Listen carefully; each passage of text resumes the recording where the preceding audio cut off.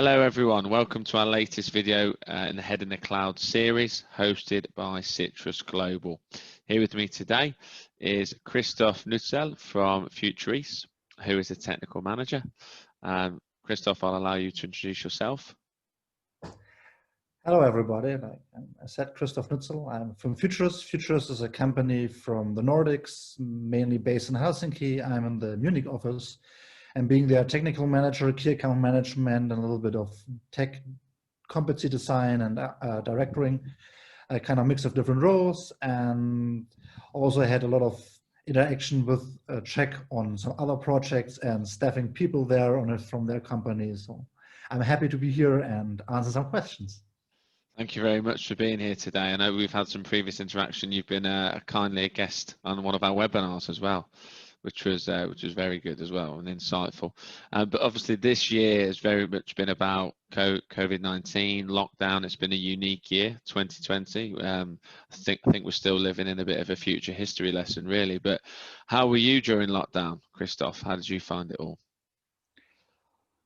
I got lucky, basically, when you can say that. I was on the way when the lockdown happened in Germany. It was around the 13th of March. And my uncle had birthday, 60th birthday. So I went there to my hometown, my parents, my brother was there. So big family there. And then suddenly the lockdown came and we all were at home. It basically were like being teenager again, a bit of. My parents living 400 kilometers from Munich away. So it was also not an option to go straight back. And also I don't own a car. So also train was not an option really. So I said, like, I will stay with my parents. My brother went after 1 week back to Bremen, where he lives, like also 600 kilometers away from my parents. But going north was then still easy. Yeah. So I was at my parents. So that was very interesting and like, different. So. Oh, wow. But it has had the benefit of having social contacts on the first day, where a lot of people struggled actually at the beginning, like the strip away of social contacts. So I had my parents around and was nice. Not rebonding, I would say, but spending more time than maybe a weekend or so. Yeah, sure. So it was not so hard at the beginning, but it was interesting, I would say. I can imagine. Yeah, well, that's nice that you got to spend it with your parents. I mean, I visited some of my parents as well towards the end of lockdown, and you never really have an opportunity to spend so much time with them. Because obviously we're working usually, and it's quite unique, wasn't it? But what have been your biggest frustrations throughout the year, whether it be from a personal perspective, business, or even a project perspective?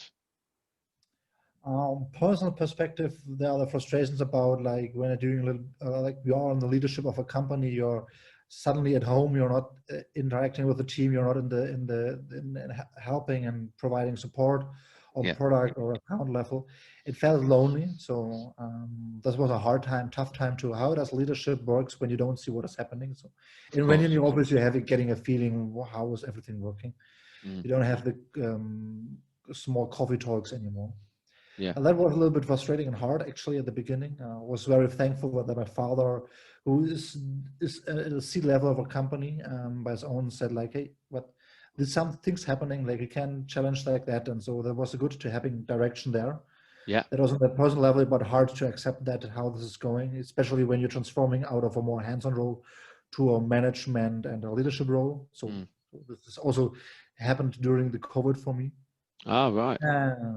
So that was hard, like on a personal level. And when I'm talking about projects or account work, like Germany was hit hard by COVID in the sense of there was a lockdown, and some industries where like our accounts were were hit very hard because they are like globally, so everywhere like the market stopped. And so they couldn't sell their products. That mean that we were still having our products running there in our projects, but the client was not working anymore. That was, I think, the most weird constellation. Like we had a meeting with our client. She said, yeah, I know our backlog is empty. We have no clear strategy from our management stakeholders. So we are now out for 2 weeks. Wow. Do whatever you think is suitable. Like it's a little bit. Not what she really said, but it was an emphasis on we made a plan. Plan about it. It was really, really interesting to tackle that, and then to find without having a client on site. Like like they were on forced holidays, and in Germany it's a short work contract, Kurzarbeit, so they were not working for, I think, 3 weeks in total.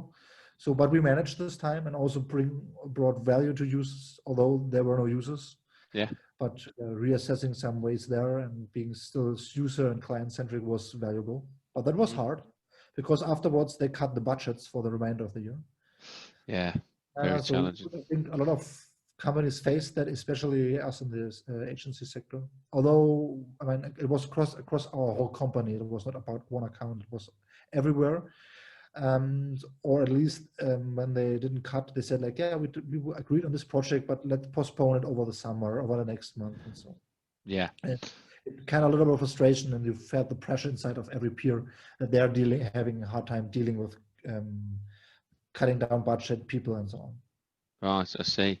So, I mean, a lot to take in, really, and it was obviously an eventful time. It's been an eventful year for you. You mentioned that you've moved from more of a hands-on role to more management role, so it must have been a tough transition, especially with all that was going on. Nice to hear that you had your father to turn to, who had experience in that domain as well. But I suppose, what lessons have you learned? You know, mate, what are the big lessons that you've learned from all this?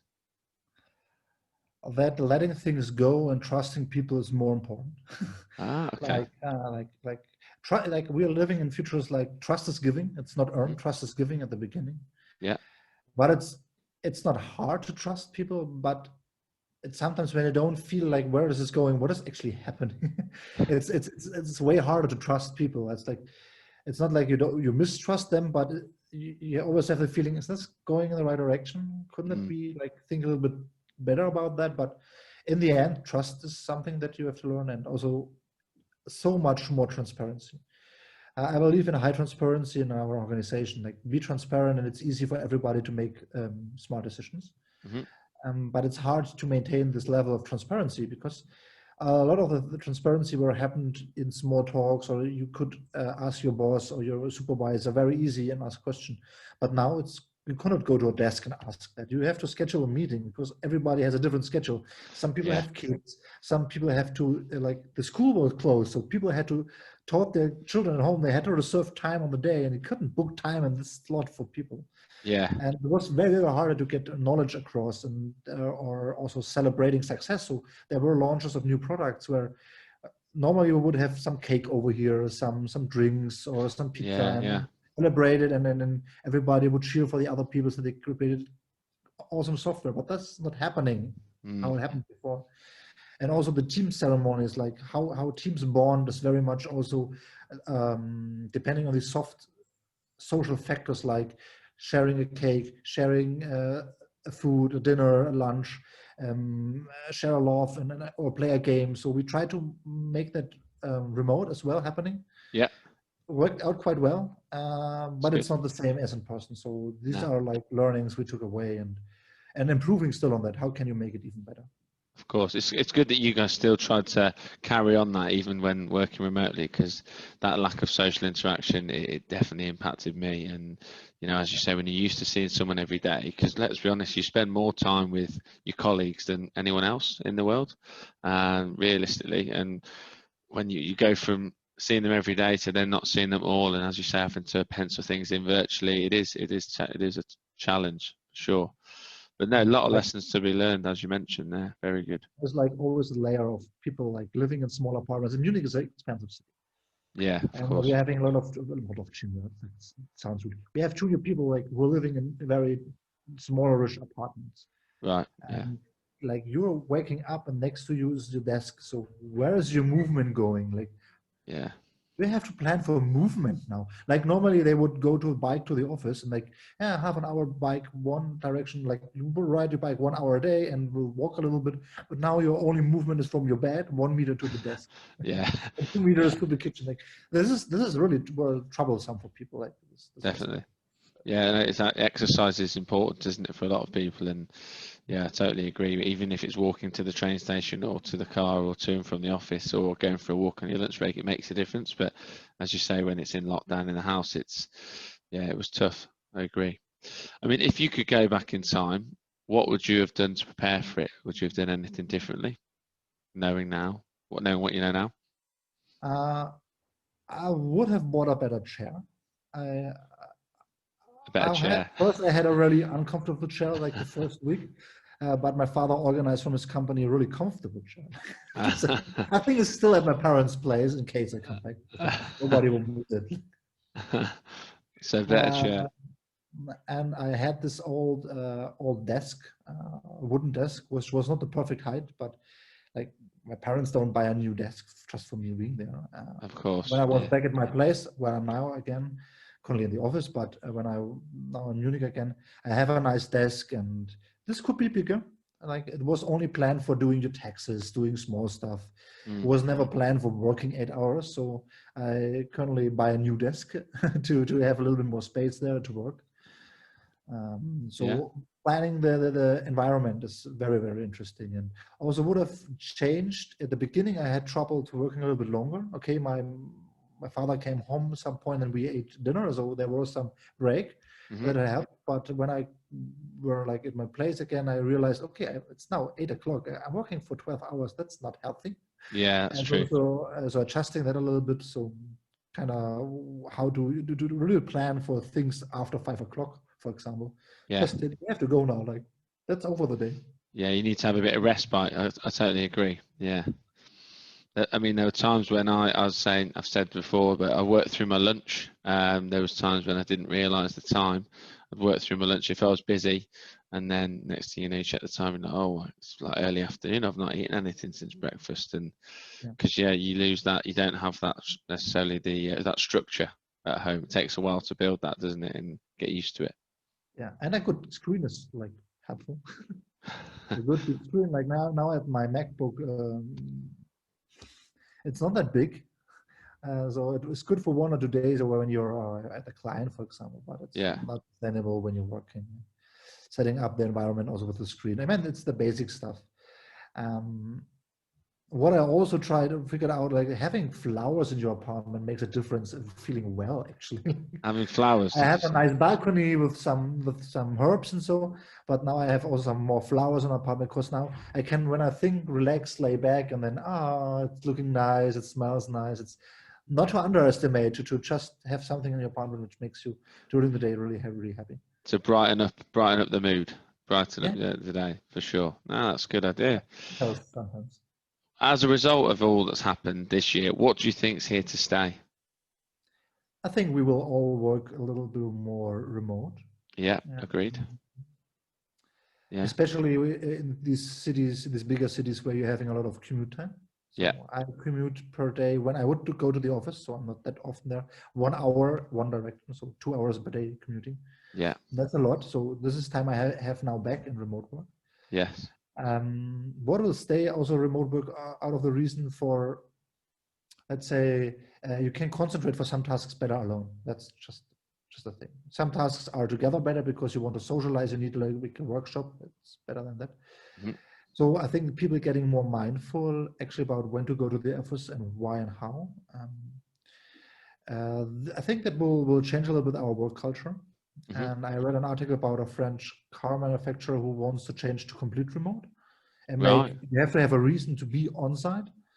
I think that's very interesting models, like what is happening for the housing markets. What are the rents doing if people say, I can now live more outside. I can drive 5 times a month, like 1.5 hours. Yeah. There's no issue. And I think what will stay is that people realizing that they're living in nice cities. Like I think what COVID told us also is like, we are all living in also nice places. Like it's sitting like in Munich is very nice, but also when I'm from Germany, like Germany is a nice country. A lot of people like never really been on vacation or explored their home country. They know the area where they live, but like I have friends, they were at the Atlantic Ocean, they were in the South America, and these oceans are so nice. And then the first time they were at the North Sea and said like, this is different, but it's really nice there. And the Baltic Sea is also nice. Like, we're having so much different culture also in Germany. Like, I think that this will stay, that people are also realizing that there are shorter holidays at years, like what to do. And I think a lot of people realize that in the home office they can have to structure the day better. And I think a lot of people at least at our company started to doing a little bit more trainings like AWS certifications. Right. And because I realized, okay, this is helpful. And when I'm a little bit more my own boss, because I dictate now my day, because I don't have to be at arbitrary times at the office. So we didn't have that anyway, but as it is in every social group, you tend to fall in one time frame when everybody is arriving at the office. Yeah. So that's just normal. But now people realize that they can plan that a little bit better. They can start at 10, and from 8 to 10, they can learn for a certification, for example. They are more flexible in designing their whole week. So I think the flexibility of time is interesting. Yeah. But leads a little bit to more the question of commitment. When are you on the office? When do we schedule meetings? And this have been a little bit more mindful about people, and I hope this will stay, that people now tend to make meetings around the lunch times, so you don't interrupt their concentrating work time. Yeah. So Yeah. you're having the concept of managing schedules and working schedules, so that you don't interrupt the working schedules with meetings. So you are more mindful about that, and I hope this is staying. And yeah, it's hard to say what else stays, because the work environment changes so hard, and Yeah. I Agreed think on we that. will learn a little bit more about what, when I go away from that now technical perspective, what is like artificial intelligence making our work culture. Like what already lawyers feeling that a lot of their work is now done by a program, like screening documents for buzzwords. This was then like done by people who earning a lot of money, like just reading something, which now is very much faster. Yeah. So I'm interested in how this is sustaining, because companies have to save money. So how does this is going, and how does spending changes? Like which projects do you do actually? Like I hope companies will invest more in remote setups. Yeah. I agree. The technical setup for people having decent laptops, decent equipments, but also having licenses for something like Miro or Mural for these remote whiteboards, having a clear policy about using chat systems and like Zoom meetings or Google Hangouts or Skype meetings, but being open to different ones. So not every vendor has its own, and you always trying to figure out with whom you can talk to what medium, and these things are getting more liberal, I think, and this will stay. One of our major clients, who was very restricted about Slack and Hangouts, Yeah. currently changed the policy to whatever, like doesn't harm us in this way. We have to be careful with sensible data. That's but with the normal talks, we should be not so sensitive anymore. This is changing to make it easy to approach people. The accessibility of people will stay a little bit different, I think. Yeah, so lots here to stay then. But one of the main things, remote work and being more flexibility, a lot more flexibility. Definitely, I agree on both of those. Yeah, I mean, knowing what you know now, what advice would you give to businesses moving forwards? After all that you've learned this year and how it's been so insightful. I think what businesses, like, there are several things, like from planning how remote work looks like, how is remote information spreading looks like, how do you connect on the company, like connections inside of company, like data connections. How do you do that is like super interesting, and topics that we are like also discussing very, very hard, like how to connect parts of the company. Okay, we are like smaller, 600 people, but how do you do that for a company with 300,000 people, for example? Yeah. Like how do you connect people? This is a challenge. Very much so. How do you onboard people? Like we have new starters, so like that was hard for new onboarders. Like we had normally the concept of an onboarding camp where all the new joiners in a quarter like meet, so that they form their first network inside our company, and to have some people where they can ask questions or can turn to.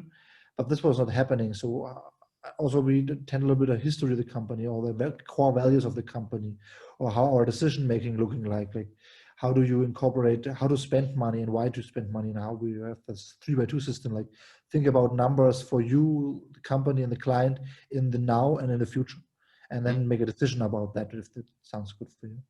And this is like hard for people new. So this is something companies have to plan for, like how to onboard people from a knowledge perspective, from a ways of working perspective, and from the social perspective. Like you have to consider that people have no clue how all the social norms in company suddenly, because you only learn them by being part of a social group. But when you're Absolutely. just remote, you're not part of a social group.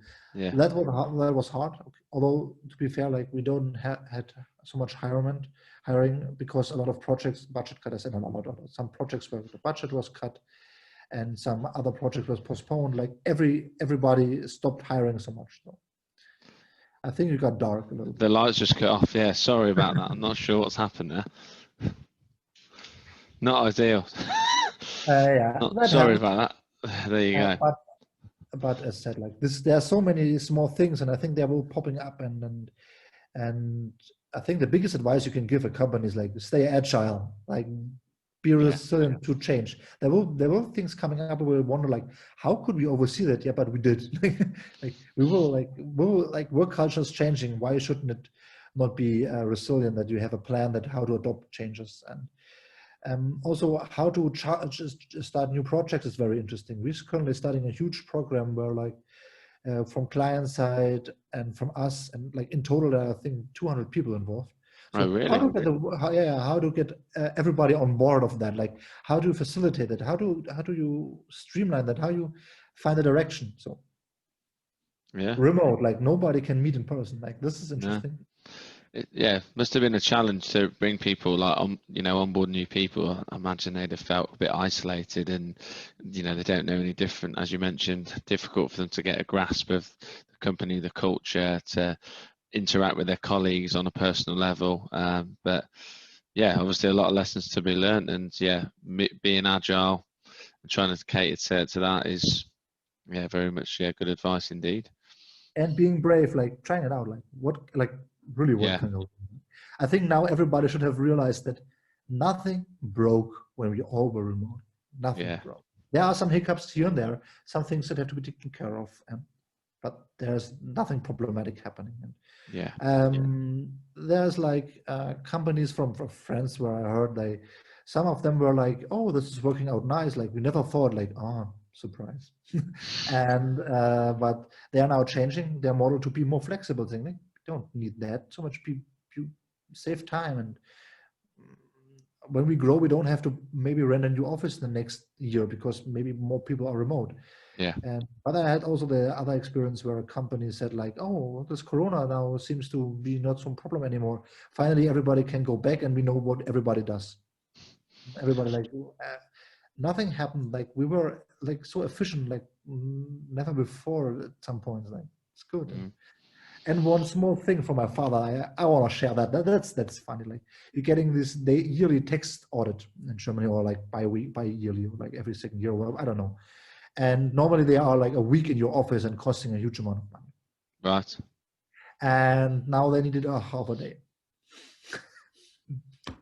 They couldn't drink so much coffee at the office together. Like probably that was the reason. So. Well, I think I definitely drank a lot of tea, English breakfast tea, when I was at home. Probably a bit more than I did in the office because the kitchen was so close to the kettle was so close to the kitchen table where I was working often. So, but I have like mint outside my herbs in my balcony. Nice. So every day morning I put out some from my mint like tea. Oh, that was fun. Oh, it was a good day. It started the day after some coffee. I like to sleep a little bit. Well, you and me both. What final question? What would you ask of a modern talent partner? That's an interesting question. I think like besides providing talent, I think okay, we know that. But like a modern talent partner, like it should like also be like I would say flexible in how work constructs look like. It's sometimes they are very focused on only we are only bringing people to you and you have to hire them full time.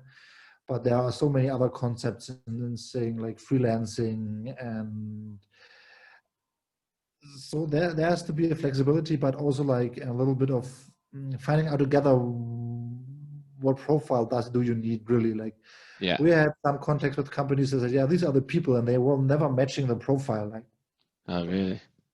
So this is interesting, and also a little bit of a partner and say, hey, we don't know yet, and like fostering the nurturing the connections. So So we have these people here, would it be interesting? Sometimes you see that a need when you're seeing a profile as well.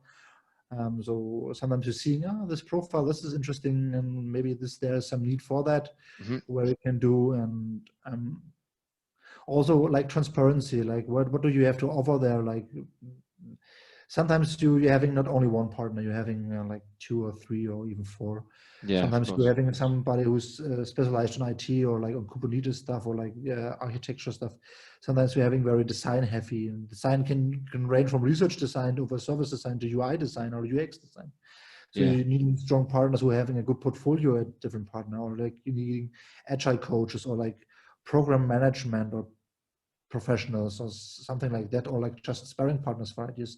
So you're having different kinds of parties, and you have to really good understanding what is the profile of the company, what do they offer really to you, so that you can make a decision to whom to talk to. Currently, I admit it's hard because the outlook for business looking good for 2021, I would say, for us and for others as well. So I'm really positive about that. That's good. But the ink is not dry yet, I would say. And I think a lot of people and businesses wait until it's their second wave coming. How hard is it coming? What does it mean? How does the politics react this time? So I think this uncertainty is still in the system, and therefore everybody is trying to wait a little bit. Which is like frustrating at some points. Like also some companies are late in paying bills, which I don't understand. I know the circumstance where one company works for the other company and vice versa. So they're having a contract where they sending bills to each other. And what are they doing? They prolonging the paying of bills like until the last second, to which is legally possible. But they're paying each other. Like where is the problem? You're cheating on each other. Like I think I didn't understand that concept, that companies trying to avoid payments just to keep the cash flow. I understand that, but in the long run, some of the payments who are going through a whole chain of maybe you're building something, somebody's buying and reselling and so on. Like, what is the benefit of doing it when you're like hurting your partner? He wants to buy from you next time. So I know what you mean. There's been we've found that I think that there's been a lot of companies that have taken that route, but it's been a difficult time, hasn't it, for a lot. So but I totally agree. But no, thank you very much. They're all the questions from me today. I just want to thank you for being a guest on the Head in the Cloud series. Obviously, it's not the first time you've been a guest on one of our platforms at Citrus Global, and hopefully it's not the last either, Christoph. So is there anything else that you'd like to add? No, I'm just thankful that I was invited. Like, happy to talk to you every time, and hope somebody can take something away from that. It was very personal and a little bit more related about Futurice, not so much about global strategy. Maybe somebody would hope for, but I think it's in these Corona times, I think it's very interesting how different characters deal with different situations. It's totally more about the personal impact on people. I have a feel. It's my personal opinion on that, and happy to join for another meeting. Maybe we can also talk a little bit more about the technical stuff or that. And I think it was nice also to talk a little bit more about the impact on personal life and business, and adjusting to that today. Absolutely. No, absolutely. It's been a pleasure, and it's great that you've given an insight, as you mentioned there, from a personal perspective, and the fact that you even went home and almost like rolling back the years there. It's much more of a deeper insight than what we've had from some other guests. But so thank you very much for that, and we'd welcome you on the next part and Head in the Cloud series for sure. So thank you very much for your time, and wish you a successful finish to the year. Yeah, thank you. You too. Bye bye. Bye bye.